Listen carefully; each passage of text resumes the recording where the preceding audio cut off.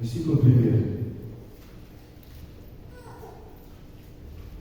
E aconteceu que, logo depois da morte de Eude, novamente os filhos de Israel praticaram o que Yahvé, o Senhor, condena. Assim o Senhor Deus os entregou nas mãos de Jabim, rei de Canaã, que dominava em Azor. O comandante do seu exército era Cícera, que habitava em Arazote-Agoim.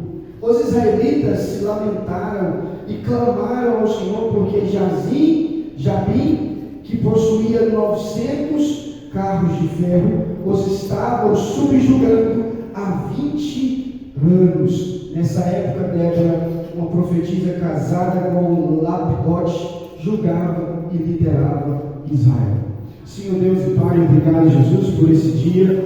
Obrigado, meu Deus, por estar aqui na tua casa nesta noite. Que o Senhor, meu Deus, possa falar conosco. Que o Senhor, Deus, possa usar a minha vida, mas para transmitir a tua palavra neste lugar. Em nome do Senhor Jesus Cristo, nos ensina a tua santa palavra nesta noite. Nós te louvamos e bendizemos o teu santo nome. Aleluia.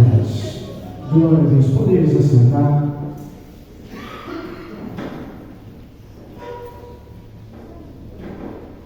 Estava em casa hoje, o pastor disse: prepara para você pregar. E eu fui para o escritório orar e falar com Deus. E o Senhor me leva a essa história sobre Débora e Israel. Não é um culto para mulheres, mas temos que fazer menção a certas pessoas que se posicionam diante de Deus. Amém. Entenda, depois que o rei morre, mais uma vez, diversas vezes, Israel pratica o que é abominável a Deus.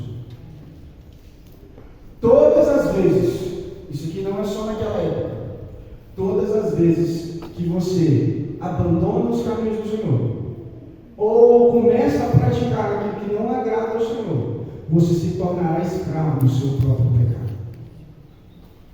E a Bíblia vai dizer que aquele rei de Canaã começou a subjugar Israel.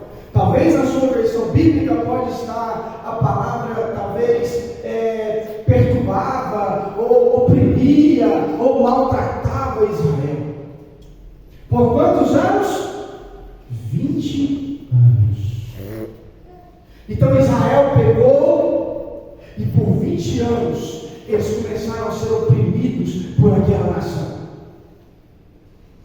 Até que Deus levanta a Débora. Todo problema, o diabo só tem legalidade até que alguém se posicione. Amém. Legalidade é dar liberdade. Então o diabo só opera aonde ele tem liberdade. Aonde ele tem liberdade? Nos seus pecados, naquilo que você pratica que não agrada a Deus. E ele começa com uma brecha e vai abrindo, até a ponto de tudo se romper. Tudo. Então, quando nós começamos a praticar aquilo que não agrada ao Senhor, nós entramos em uma brecha com Satanás. Mas Deus é rico em misericórdia. Repete comigo: Deus é rico em misericórdia. Em misericórdia. É por causa das suas misericórdias que nós não somos consumidos. Amém. Então o povo peca, só que o povo começa a orar e começa a clamar a Deus para um livramento. E Deus ouve, porque Ele é livre, misericordioso. Então, desde o início eu quero dizer para você, essa mensagem é bem direta. Eu não vou ficar dando voltas e voltas. Eu quero que você entenda claramente aquilo que Deus quer nos ensinar hoje. Quando pega a oportunidade de arrependimento, só não se arrepende quem não quer. Porque todas as vezes que o homem pecou, ainda há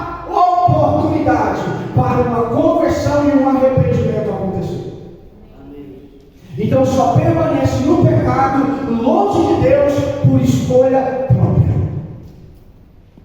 Então quando o povo começa a orar e clamar, Deus levanta Débora para unir o povo. Por quê? Eles estavam sendo oprimidos por aquela nação, por aquele rei. Até os guerreiros se acovardaram. O exército começou agora a temer, a ter medo de enfrentar aquele rei. Mas de repente, uma mulher usada por Deus levanta e começa a chamar, manda chamar Baraque. Quando ela chama aquele homem e diz: olha, convoca 10.000 homens, porque Deus vai livrar Israel desse rei. Aquela nação que agora tinha medo, uma mulher se levantou usada por Deus para unir-os em força no Senhor. Todos aqueles que estão com medo é porque não sabem quem peleja comigo. Mas quando uma mulher de Deus se levantou e disse: Deus ainda é conosco, levanta homens que para a guerra, porque Deus pelejará por nós. Agora aquele povo que estava desunido, com medo, agora entra o papel do homem.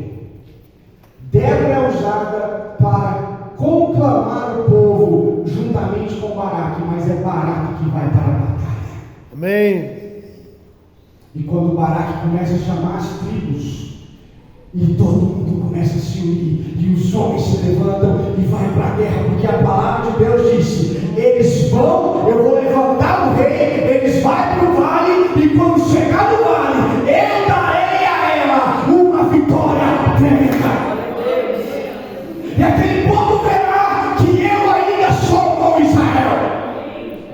Então quando ele convoca o povo, e eles começam a dizer, quando eles vão para a batalha, juntamente Débora e Baraque, junta os dois, conclama todo aquele povo, os guerreiros que estavam amedrontados, acovardados, agora se recobram a força novamente no Senhor.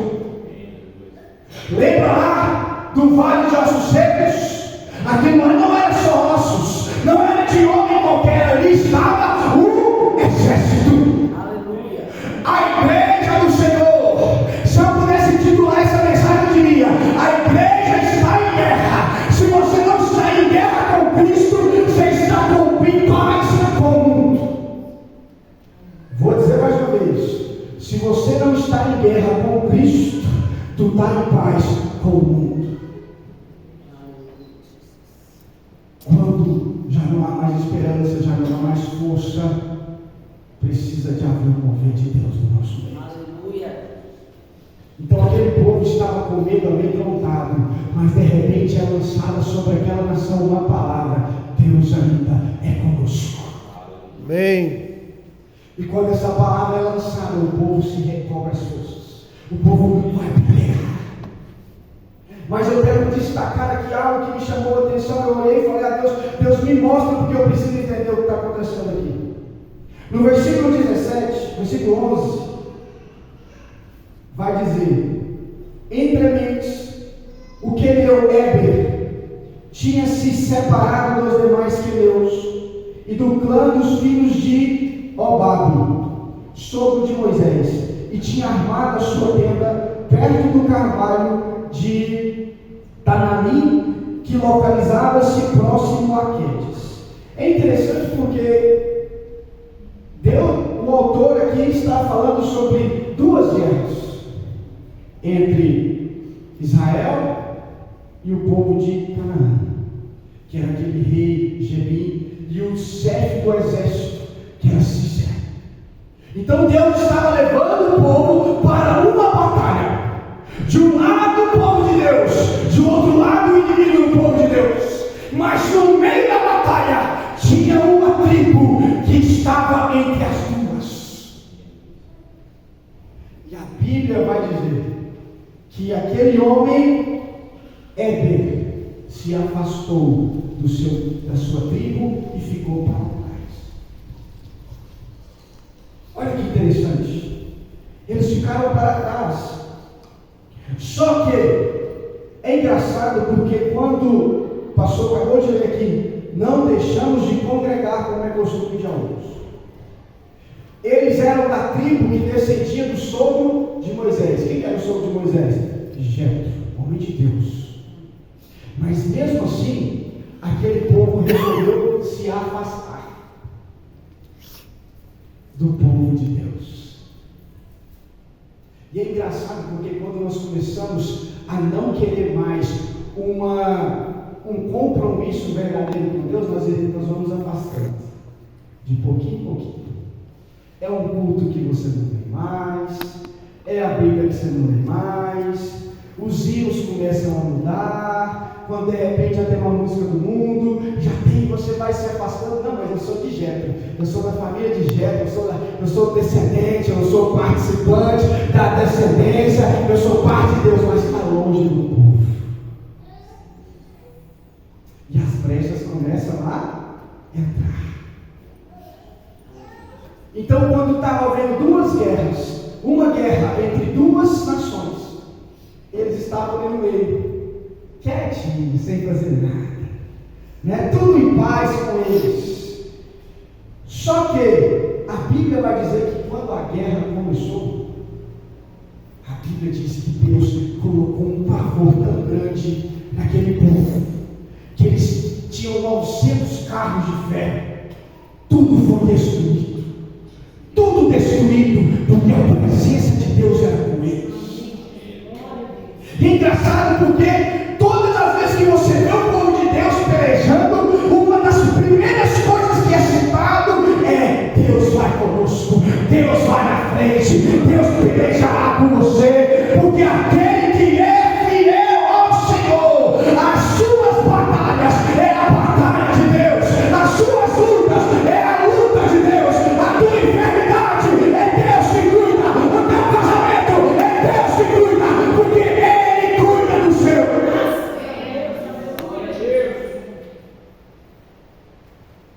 Só que quando tudo começou, imagina aí num campo de batalha, Samuel, duas nações brigando, todo mundo sendo morto ali pela nação de Israel. A Bíblia vai dizer que aquele homem Cícera, que era o chefe do exército, ele viu que a batalha estava perdida. Então o que ele fez? Desceu do carro e fugiu a pé para se salvar. Só que todos aqueles, eu quero que você preste bastante atenção nisso, todos aqueles que não estão em guerra com Cristo, está em paz com o mundo. Quem está em paz com o mundo é amigo de Satanás, porque nós não somos desse mundo. É impossível você ser cristão e estar em paz com o mundo. Ou você é de Deus ou do diabo. Quer ver uma pergunta? Eu vou perguntar se é completa. Existe o bem e o Não. alto e Baixo. céu e Terra. porta estreita, porta Largo. Então por que o mundo está criando uma terceira vertente? Por que agora está relativizando? Não, eu posso ir para a igreja assim, mas eu posso continuar bebendo, fazendo isso, fazendo aquilo, não tem nada não. Aonde está isso na Bíblia? Da onde que eles estão tirando que a igreja católica existe purgatório entre o céu e o inferno? Não existe isso não, viu? Ou é céu ou é inferno. E a Bíblia diz: o caminho do justo é para a fim de evitar o inferno que dá. Não tem como você ficar sem tomar um lado. E tem gente que está prolongando, essa decisão tem tempo. Porque vem na igreja, continua do mesmo jeito. Não quer comprar compromisso, não ora, não lê a Bíblia, não quer servir a Deus de verdade, quer vir aqui, canta, louva e vai embora. Em cima do muro. Em cima do muro, né? E já tem um ditado: quem está em cima do muro é? O muro é de quem? O muro é de quem? Irmãos, nós temos que tomar cuidado com isso. Isso aqui é uma ideologia que não tem biblicamente. E o diabo está fazendo muitas pessoas acreditarem que tem a oportunidade de ficar meio a meio aqui. Mas deixa eu te dizer uma coisa. Versículo 16. Baraque perseguiu os carros de guerra e os soldados inimigos até Arazote Agoim. Todo o exército de Cícera foi morto ao fio da espada. Não sobrou um só adversário vivo. Cícera, contudo, fugiu a pé em direção à tenda de Jael, esposa de Heber, o queneu, porquanto havia paz entre Jabim, rei de Azor, e o clã de Queneu, Heber. Então, peraí, a Bíblia não cita esse homem em outro lugar, somente aqui. Mas a Bíblia está dizendo que havia um conflito entre esse rei e o povo de Deus. Mas eu não sei como, a Bíblia não diz, esse homem, Samuel, conseguiu fazer um trato de paz com esse homem, com esse rei do mundo. Eu tenho paz com você, eu não estou perto de você, mas eu também não estou longe, eu não tenho nada com você. Porque assim, não, eu estou no mundo, mas eu sou de Deus. Eu estou no mundo, mas eu não sou do diabo. Eu estou no mundo, mas eu não tenho nada com o mundo, eu não pratico o que o mundo pratica. Deixa eu te dizer uma coisa, nem todo mundo vai subir para o céu por deixar de fazer alguma coisa. Tem gente que acha que ele vem para a igreja e ele para de beber, que ele para de fumar, isso é a conversão dele. Lá no mundo tem gente que não bebe, não fuma e vai para o inferno. Porque a santidade não é você deixar apenas de fazer, é uma transformação completa. E tem gente que ainda está abandonando, e está achando que é só largar. Não, irmãos. Se você não se tornar um adorador do Senhor por excelência, não adianta nada. Se a tua casa não for consagrada ao Senhor, não adianta nada. Se o teu casamento não pertencer a Deus, não adianta nada. Se você ler a Bíblia e não crer nela, não adianta nada. Porque o que importa é que nós creiamos que Ele é galardoador dos que o buscam. É nele a nossa esperança. É nele que nós depositamos a nossa fé. É nele que nós esperamos a trombeta tocar. Para um dia tudo isso deixar para trás, para com Ele morar. Então, se você não está em guerra com Cristo, você está em paz com Ele. E quem está em paz com o mundo é inimigo de Deus. Mas eu quero enfatizar aqui uma coisa. É engraçado que quando cita Heber e a sua família, a Bíblia dá a entender que Heber fez um tratado. Porque o homem daquela época que tomava as decisões. Né? Você lembra lá de Nabote, esposo de Abigail? Ele tomava as decisões, mas de repente a esposa tinha que ir lá consertar algumas coisas. Que a mulher sabe. Eu não estou dizendo que só o homem faz coisa errada e a mulher tem que consertar, não é isso. Mas nessa história, aquele homem teve uma decisão muito errada. E eu quero enfatizar aqui, principalmente porque tem muitas mulheres. A mulher sabe edificar a sua casa. Enquanto a tola está destruindo ela com as próprias mãos. Então, quando Heber decide separar do povo, é uma decisão dele. Mas quando o inimigo procura abrigo na casa de Heber, já cita a esposa dele, Jael, não cita ele. Mas eu quero trazer alguns ensinos baseados nessa parte. Versículo 18. Saindo Jael, que era era a esposa de Heber, ao encontro de Cícera, ofereceu-lhe: entra, Senhor meu.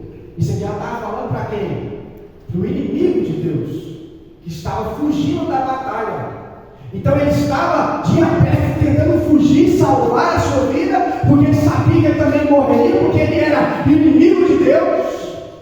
De repente ele vai para onde quem estava no meio, porque eles haviam paz entre as duas nações. Então isso aqui é meu abrigo. Ele bate na porta daquela mulher. Quando a mulher vê aquele homem, diz: olha, meu Senhor, pode entrar, a casa é sua também. E a Bíblia vai dizer que ela entrou, que ele entrou, e quando ele entrou, ele disse: olha, eu estou com sede, dá-me de beber. E ela deu leite a ele, saciou a tua sede. No versículo 18 vai dizer, quando ela disse para ele entrar, ela prontamente aceitou-lhe o convite, e ela cobriu com um tecido. Então ele roubou: dá-me, peço-te beber um pouco de água, porque tenho sede. Ela abriu um recipiente feito de couro, que continha leite, deu-lhe de beber, e o cobriu de novo. E Cícera recomendou a mulher: põe-te em alerta a entrada da tenda, e há de ser que se vier alguém perguntar: tem alguém aqui? Tu vai responder: não. Então vamos falar um pouquinho sobre essa entrada de Cícera na casa daquela mulher. Primeiramente, todas as vezes que nós vemos alguém em pecado, alguém que está se afastando do Senhor, ele oculta os seus erros. Ele quer tentar fingir ser o que não é, para manter as aparências. A Bíblia diz que quando ele entrou, ela fez o que com ele? Cobriu ele. Ninguém vai te ver aqui dentro de casa, ó. Pode ficar à vontade. Aí ele pergunta: dá-me de beber. E ela vai lá e alimenta ele. E ela diz: olha, se alguém porventura perguntar se eu estou aqui, fala que não. É uma cilada muito grande de Satanás. Porque quando o diabo entra na sua casa, ele começa a dar ordens a você. Porque agora você se torna escravo do seu pecado. E tem muita gente alimentando os seus pecados. Seja na mentira, no engano, na pornografia, na bebida, no adultério, seja qual for. Está tentando esconder, achando que Deus não está vendo. Deus está vendo, sim. Talvez nós não estamos vendo, mas Deus está vendo. Se você teme mais a mim ou o pastor, você está errado. Porque teme aquele que pode matar não somente o corpo, mas a alma também. Amém. Tem muita gente assim, e ele esconde, ele fica lá um tempo, ninguém vai te ver. Mas de repente o pecado começa a gerar fome, pecar de novo, ninguém vai ver, vou pecar de novo. Aí ela vai lá e alimenta, e depois que alimenta, cobra de novo, vão ficar aqui quietinho, ninguém vai ver. E assim, a pessoa começa a fazer as coisas escondido. E ainda por cima, se alguém perguntar, fala que não tem ninguém aqui. Para de encobrir Satanás na sua casa, na sua família. A Bíblia diz que aquele que confessa encontra misericórdia. E a Bíblia também diz, um dos salmos vai dizer: enquanto eu ocultava o meu pecado, os meus ossos se definhavam. Mas quando eu confessei os meus pecados para Deus, Ele foi misericordioso para mim. Tem gente que você chega, você está bem, eu estou bem. Eu não estou dizendo que é errado, mas a pessoa começa a esconder. Vamos orar? Não, já começa, sabe? Vamos ler? Vamos para o culto? Não. Você quer uma oração na sua casa? Não. Por quê? Porque tem algo de errado. E eu, pela autoridade que Deus está me dando aqui, tudo aquilo que está em oculto na sua vida, que o diabo tem te feito prisioneiro, nessa noite você vai se libertar disso. Amém. Você vai sair daqui liberto, porque nós vimos um Deus que destrói grilhões, algemas invisíveis de Satanás que ninguém está vendo. Nessa noite eu começo a liberar sobre a tua vida, sobre a tua casa, Maldição não vai entrar dentro da tua casa, porque nós pertencemos ao Senhor dos Exércitos. Espíritos malignos que estão alojados debaixo da cama, no banheiro, aonde há um lugar que tem liberdade nessa noite, Jesus, tem autoridade que há no nome do Senhor, começa a operar agora, dentro da casa, dentro do lar, dentro da família, dentro do casamento. Droga, prostituição, adultério, vício, vai começar a cair por terra. Mudança de caráter, de pensamento, a mudança de língua. Aquele que mentia não vai mentir mais, aquele que enganava não vai enganar mais, porque nessa noite está entrando libertação na tua casa, está entrando a presença de Deus na tua casa, e em nome de Jesus, você foi chamado para ser luz nessa terra, você foi chamado para ser sal nessa terra, e nós não podemos compactuar com Satanás, porque nós somos de Cristo. Ele disse: nós não somos deste mundo, porque eu também não sou.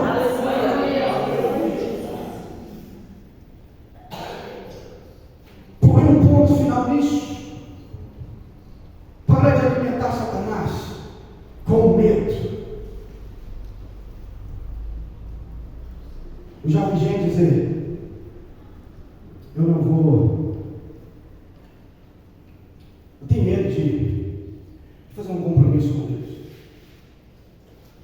porque eu sei que eu vou pecar de novo, eu sei que eu vou falhar de novo.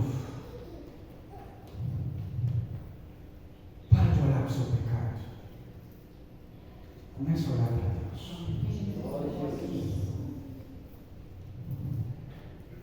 O pecado é a única coisa que nos separa de Deus. Certa vez eu vi um jovem que um ensino nosso de criança, no mundo das drogas, e ele com lágrimas nos olhos, tremendo, dizendo: eu quero fumar pedra, mas eu não consigo parar. Tremendo, chorando. É isso que o diabo faz, irmãos, ele escraviza. Sabe, o diabo não liberta. Ele te dá uma verdade falsa, ele te engana. Mas deixa eu dizer uma coisa para você: Jesus nunca te enganou. Jesus nunca te mentiu. Amém, aleluia. Ele disse: vós tereis dificuldades, problemas. As tribulações serão grandes, mas tem de bom ânimo, eu venci o mundo. E outra passagem diz: e eu estarei convosco todos os dias. Todos os dias ele é conosco. Para de orar, porque tem gente que é assim,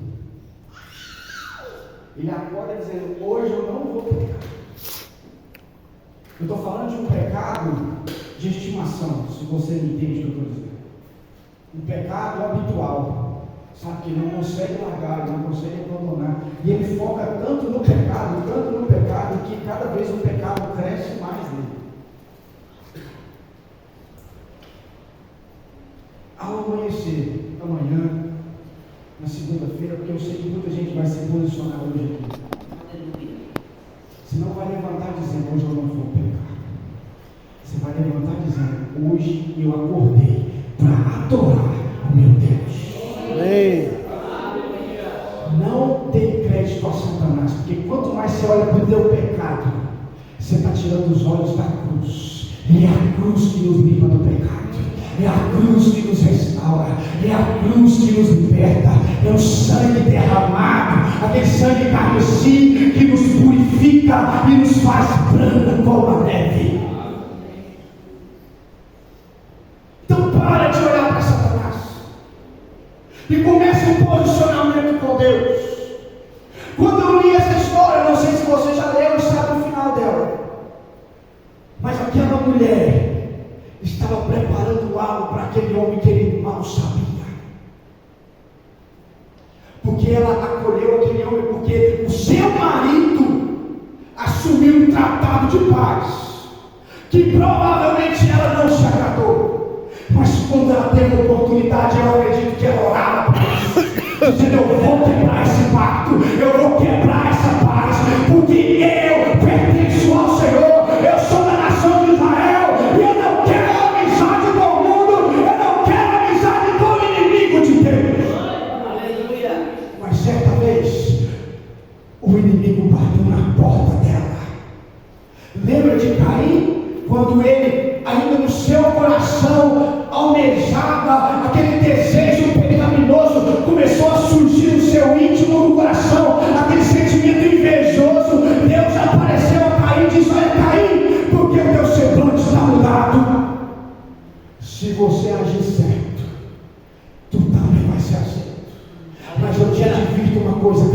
O pecado está na tua porta, mas tu tem poder para dominar.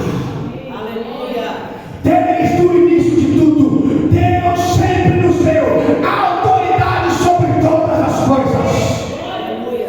Para de se vitimizar e começa a usar a autoridade que Deus deu. Amém. Então aquela mulher, aquele povo, aquela tribo, eram pessoas que viviam em tendas. E quando ele bateu na tenda daquela mulher, a Bíblia não fala que o marido estava por lá, mas ela diz: meu Senhor, entra. Quando ele entra, ele está cansado de fugir, ele está cansado de se esconder, porque ele estava sabendo que ia morrer. Então ele está com sede, ela vai água de beber, e ele está cansado, ele vai deitar. Mas a Bíblia vai dizer algo tremendo. Quando, versículo 21, então Jael, esposa de ele, tomou a estaca da tenda. Sabe aquela, imagina aí uma tenda, 4 nos lados, e aquelas estacas fincadas no chão, para armar a tenda, enquanto ele estava deitado, dormindo, descansando. Ela pensou: hoje eu acabo com esse tratado. Foi lá e pegou uma dessas estacas, com uma mão, com a outra mão, passou a mão na marreta, enquanto ele dormia. Foi mansamente a ele e lhe cravou a estaca na têmpora e atravessou-lhe a cabeça até ficar na terra. Ele dormia profundamente, vencido pelo cansado, e assim morreu. Aquela mulher valente. Ela pegou a estaca e a têmpora fica entre a orelha e os olhos. Enquanto ele dormia, ela cravou de um lado ao outro, dizendo: aqui não é abrigo para inimigo de Deus. Quando, lembra do que ela falou? Ele falou para ela: vai vir gente que te perguntar o que está acontecendo na tua casa. Fala que está normal, não tem ninguém aqui dentro. Esconde o que está acontecendo na tua casa, esconde o que tem dentro da tua família, esconde os erros, muda, faz isso, faz aquilo. Mas quando ela se posicionou, quem foi para fora gritar foi ela. E ela saiu para fora, Baraque vira, ela está dizendo: olha, Baraque, o homem que tu procura está dentro da minha casa, vai lá ver. Quando Baraque chega lá, vê aquele homem deitado, morto. E a Bíblia vai dizer que a partir daquele momento, aquela nação foi dizimada e eles começaram a matar um por um. Igreja, eu não sei o que precisa ser mudado na tua casa. Eu não sei o que precisa de um posicionamento, seja de você como homem, marido, de você filho, talvez seus pais não são cristãos, talvez você esposa, que está precisando, está vendo as coisas acontecer, e você murmura, reclama, briga, mas posicionamento mesmo, cadê? Porque a mulher sábia, antes dela gritar, o joelho dela já foi para o chão orar, falar com Deus. Então nessa noite eu quero convidar você a colocar de pé.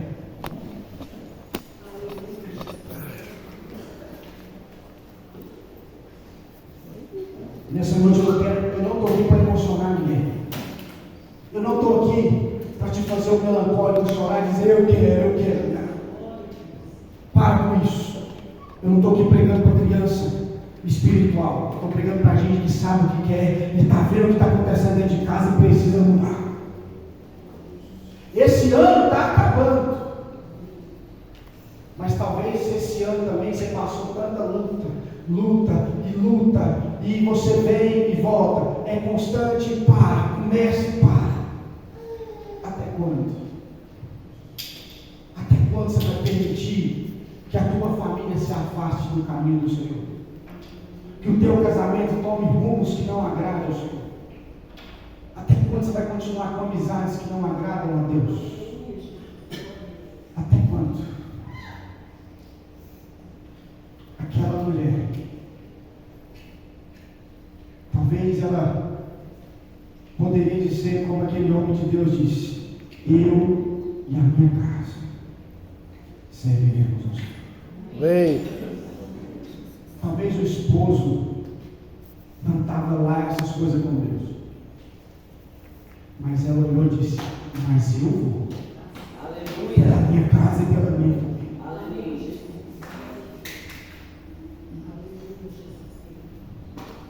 Não estou aqui para falar de mim não, mas deixa eu te dizer uma coisa. Quando eu fui namorar com a minha esposa, eu chamei ela e disse: olha, eu preciso de alguém que me ajude a servir a Deus, porque pecar eu consigo fazer isso muito bem sozinho. Amém. Ela aceitou, não foi, meu bem? Mas um dia, Samuel, depois de casado, quando eu estava doente, eu revoltei. Disse: eu não quero servir mais a Deus. Ela teve muita sabedoria. Acho que foi uma semana ou duas, se eu não me engano. Eu trazia ela na porta da igreja e ia embora. E não entrava. E ela orava, me chamava: vamos para a igreja, vamos isso, vamos aquilo outro. E eu não brigava, mas eu não quero. Mas um dia ela chegou em casa e disse: vamos conversar. Você lembra quando você me chamou para namorar? Você disse que queria alguém para te aproximar de Deus? Eu não concordei. Pois é, eu não quero estar com alguém que não quer servir a Deus. Ou você serve a Deus, ou não vão parar com ele. Sabe? Talvez se não fosse o posicionamento dela, na minha fraqueza, eu não estaria aqui hoje. Amém. E eu estou dizendo isso porque às vezes as pessoas acham que nós somos só constantes, nós somos sentimentais. Nós também temos o nosso momento de dificuldade. Elias também teve. E outros homens de Deus também têm o seu momento. Mas a Bíblia diz: é melhor dois do que um. Porque se um cair, ele pega com ele e fica lá. É assim? Um levanta o outro. Esposas, toma um posicionamento no seu casamento, para os seus filhos, para a sua casa. Se você não quer servir a Deus, eu quero servir. Se você não quer para o culto, eu vou para o culto. Mas não abandone o seu Deus. Faça como aquela mulher sábia diante de Deus. Aquele homem que fez coisas que os afastou da presença de Deus, mas ela teve uma decisão, um posicionamento que os trouxe para perto de Deus novamente. E talvez hoje é a tua noite de colocar um ponto final nessa história, e a partir de hoje a tua casa, o teu casamento, os teus filhos retornará para perto de Deus. Aleluia. Chega de ocultar, chega de guardar dentro da tua casa, dentro da tua tenda, aquilo que não agrada a Deus. Quem está em pecado não prospera. Quem traz maldição para a tenda não prospera. Amém. Lembra de Cã? Foi lá, pegou aquilo que Deus constituiu como anátema amaldiçoado, que foi destruído de Jericó. Ele pegou, guardou na tenda. Israel foi para a batalha, perdeu a batalha, porque havia pecado no meio do povo. E talvez você está dizendo: Deus não me abençoa, Deus esqueceu de mim, Deus está me abandonando, o meu casamento está assim, a minha família está assim. Mas talvez é nós que precisamos de um posicionamento diante dele. Amém. Enquanto houver, não pode jorrar água de duas águas da mesma fonte. Então eu não sei como é que foi o seu ano. Se começou bem, está terminando bem, ou se começou mal, está terminando bem, ou se começou bem, está terminando mal. Mas ainda dá tempo. Aleluia. Ainda dá tempo de servir ao Senhor. Amém. Eu quero chamar você aqui nesse altar para nós orarmos. E eu quero perguntar: como é que é seu nome, jovem? Deus. Alguém lembra desse jovem aqui? Eu queria convidar você para orar com você aqui hoje.